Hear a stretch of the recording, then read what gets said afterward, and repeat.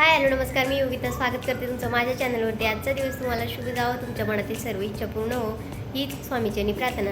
तर आता आहे ना आपल्याला जे आहे ना म्हणजे आज आहे दीपामावस्या। तर दीपामावस्याची तयारी मी कशी करते काय करते ते तुम्हाला पूर्ण ब्लॉग बघितल्यानंतरच कळणार आहे आणि थोडीशी मी माहिती पण देणार आहे। तर चला आता सुरुवात करूया आजच्या आपल्या नवीन व्हिडिओला। चला तर मग एवढे सर्व दिवे आपल्याला घसायचे आहे। तर आता कसे घसते ते मी तुम्हाला दाखवतेच बघा। तर या जी लग्नातली समय आहे ही सासूबाईंची आहे आणि ही चिमणी आहे बरं का। त्या चिमणीचा तर काय वापर होत नाही, म्हणजे आता काय आपण दिवा वगैरे लावत नाही। आणि हा देवापाशी तर हा आणि हा आहे ना तुळशीपाशी लावण्याचा दिवा आहे। तर आता पाऊस चालू असतो त्याच्यामुळे तो काय लावला जात नाही। तर बघा आता एवढं असे दिवे आहे। तर चला आता मी कसे काढते ते तुम्हाला दाखवते। तर इथं मी ना गरम पाणी करायला ठेवलं आहे, त्याच्यामध्ये लिंबू टाकते आणि मीठ टाकायचं आहे। ते पाणी नाही एका बादलीमध्ये घेतलेलं आहे मी आणि हे सगळं जे आहे ते त्यात टाकून देते गरम पाण्यामध्ये।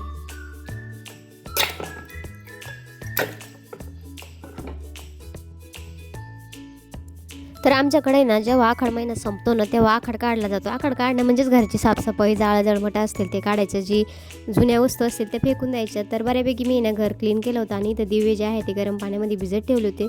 गरम पाण्यामध्ये टाकले आणि त्यामध्ये ना थोडीशी ना आपल्याला मीठ वगैरे टाकलं ना, लिंबूचं जे पाणी आहे ते टाकलं तर थोडंसं जो चिकटपणा आहे तो लवकर निघतो। आणि आता इथं मी पितांबरी घेतली होती।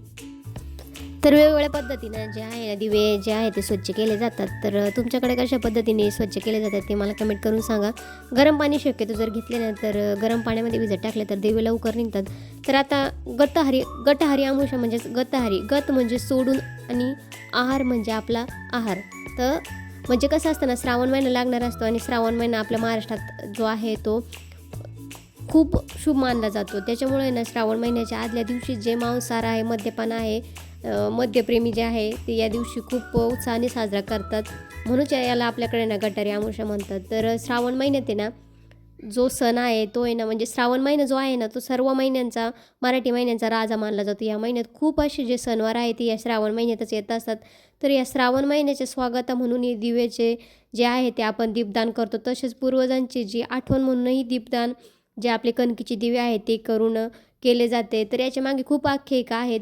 पूर्वीच्या काळी ना लाईट वगैरे नसायची, तर दिवे जे आहे ते स्वच्छ करायचे। आता आहे ना म्हणजे आखाड्याच्या महिन्यामध्ये ना जेव्हा म्हणजे आपण आषाढ महिना म्हणतो त्याच्यामध्ये ना काळोख असतं, अंधार म्हणजे असं आभाळ आलेलं असतं आणि अशा वातावरणामध्ये ना दिवे जे आहे ते स्वच्छ करून पेटवले तर म्हणजे छान तेवत असायचे असे पूर्वीच्या काळी। त्यामुळे जे आहे ना ते ही अमावस्या आहे ना म्हणजेच दीपामावस्या साजरी केली जाते।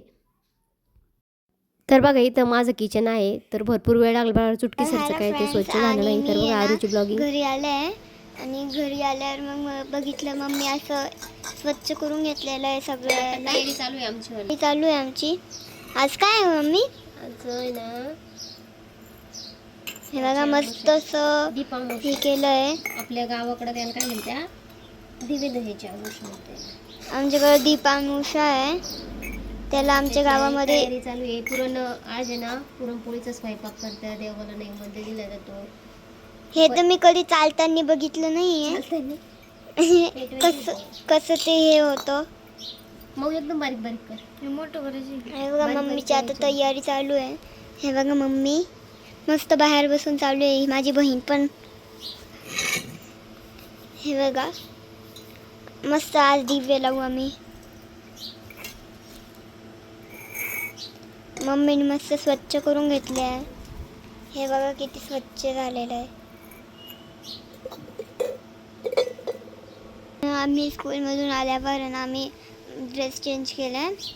आमच्याकडे इंडिपेंडन्स डे आहे सॅटर्डेला, म्हणून त्याचीच तयारी चालू आहे एवढं तुम्ही म्हणशाल एवढं लवकर का बरं? कारण की माझ्याकडे व्हाईट ड्रेस नाही आहे, ब्लॅक पॅन्ट आहे।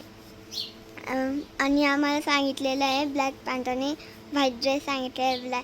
म्हणजे ब्लॅक पॅन्ट आहे माझ्याकडं आणि ड्रेस चालू आहे आमचं, म्हणून मग एवढं लवकर आमची तयारी चालू आहे। आणि आमच्याकडं पाऊस चालू आहे आता, भुरभुर भुरभुर टिपके टिपके चालू आहे पाऊस। बघा मम्मीला पटकन पटकन करून घ्या।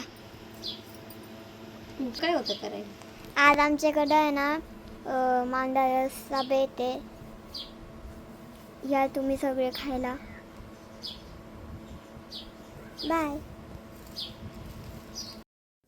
तर आता मी ब्लॉगिंग करते आणि ती कधी थांबलं असं होतच नाही. तिला थोडंफार लुडबुड केल्याशिवाय जे आहे ते करमतच नाही. तर तिचंच ब्लॉगिंग झाली. आता बघा इथे सर्व तयारी करून घेतलेली आहे. अजून मला म्हणजे आमच्याकडे ना या दिवशी ना पुरणपोळीचा नैवेद्य जो आहे तो ते त्या पहिल्या दिवशी पण आणि जेव्हा आषाढ महिना संपायचा असतो तेव्हा पण इथं सर्व तयारी करून घेतली. कुकर लावला. कुकरमध्ये त्या भात टाकलेला आहे. इथं रशीसाठी जे आहे ना ते म्हणजे सर्व करून घेतलेलं आहे. इथं खोबरं वगैरे भाजून घेतलेलं आहे. कांदा भाजून घेतलेला आहे. लसूण घेतलेला आहे. कोथिंबीर आपल्या मळ्यातलीच आहे. आपण आणली होती ताजी ताजी. तर चला. तर दीपपूजनासाठी ना सर्वात जास्त जे फुलं असतील तर ते बाभळीची फुलं आहे त्यालाच जास्त महत्त्व आहे आणि ते आपल्याला भेटले होते मळ्यामध्ये. तर झेंडूची फुलं काय भेटले नाही. तर बघा आपले सर्व दिवे जे आहे ते स्वच्छ झाले होते आणि आता अंधार पडायची वेळ झाली होती. तर इथं छान असे आता म्हटलं म्हणजे दीप प्रज्वलित आहे ते करून घ्यायचे होते आणि इथं ना मला अजून जे उंबरठा पूजन आहेत म्हणजेच आपलं उंबरठा लेपन करायचं होतं. एक म्हणजे सण असो किंवा म्हणजे मला ना सणाच्या दिवशी काय कोणास ठाऊक पण खूप असं म्हणजे आनंद होतो. असं काय करू आणि काय नाही, काय करायचं असं होतं. तर काय करू काय नाही असं चाललं होतं. तर म्हटलं आता इकडे तयारी करून ठेवली तर इथे ना आता आपण रश्शीची तयारी करून घेऊ. आता तुम्हाला माहीतच असेल आमच्याकडं रश्शी म्हणतात, काही ठिकाणी सारभात म्हणतात, काही ठिकाणी कटाची आमटी म्हणतात. आता तुमच्याकडे काय म्हणतात कमेंट करून सांगा.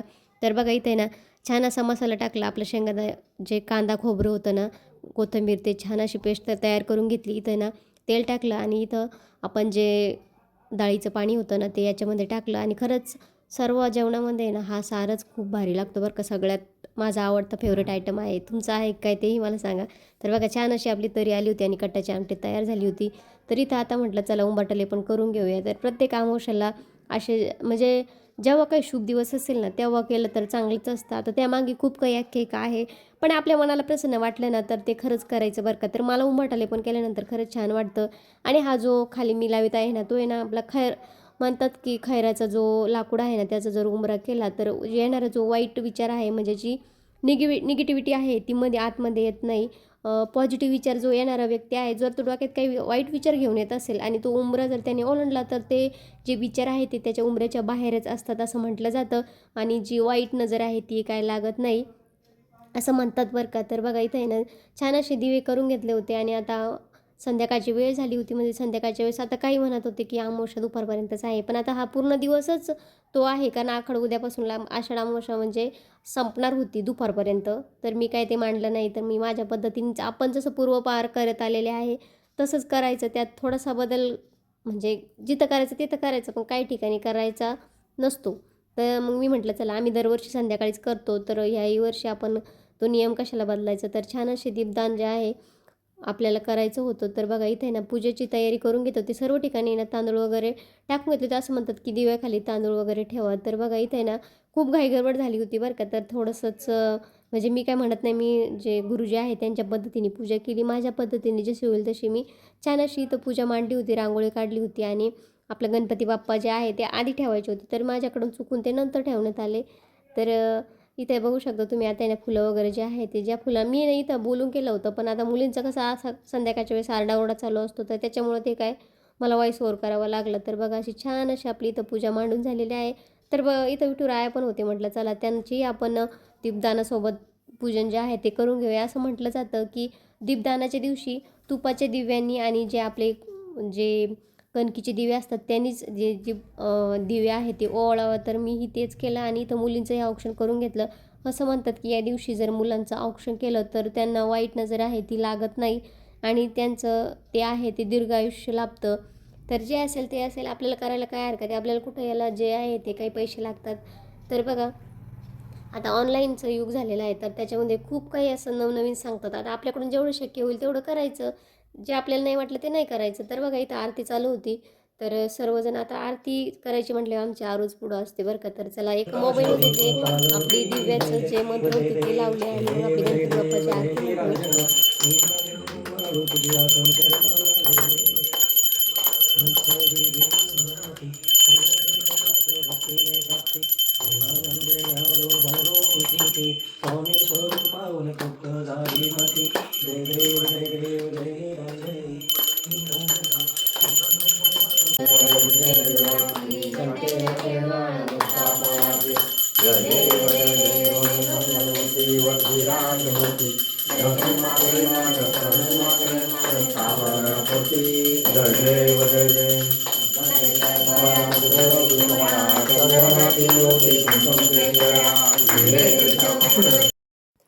तर आरती वगैरे झाले होय ना, जे आपला उंबरा आहे तिथंही एक जो दिवा आहे तो लावला, तुळशीपाशी लावला आणिच ईशान्य दिशेलाही लावला होता. पण आहे ना वारं खूप होतं त्याच्यामुळं काही तर तो दिवा जो आहे तो राहिलाच नाही. तर खरंच संध्याकाळच्या वेळेस हे जे वातावरण आहे ना खरंच मन प्रसन्न करणारं होतं. तर हा दगडी दिवा आहे ना माझ्या आजच सासूबाईच्या हातचा आहे बरं का. तर याचं पूजन जे आहे ते राहिलंच होतं. तर म्हटलं तिथंच त्याला स्वच्छ करून घेतलं आणि तिथंच तुळशीपाशी जे आहे ते लावलं. आणि आता आषाढ महिन्याचा शेवटचा दिवस होता आणि शेवटचा दिवसही अंबारसानेच जो आहे तो झाला. तर चला या सर्वजण जेवायला. तर चला आता आहे ना दिवसभराचं जे आखाडी अमावस्येचं, सॉरी मला लवकर लक्षात येत नाही, दीप अमावस्याचं रुटीन आहे ते मी थोडक्यात तुमच्याशी शेअर करण्याचा प्रयत्न केलेला आहे. तर व्हिडिओ आवडल्यास लाईक शेअर सबस्क्राईब करायला विसरू नका. व्हिडिओ बघितल्याबद्दल धन्यवाद. जय जिजाऊ, जय शिवराय.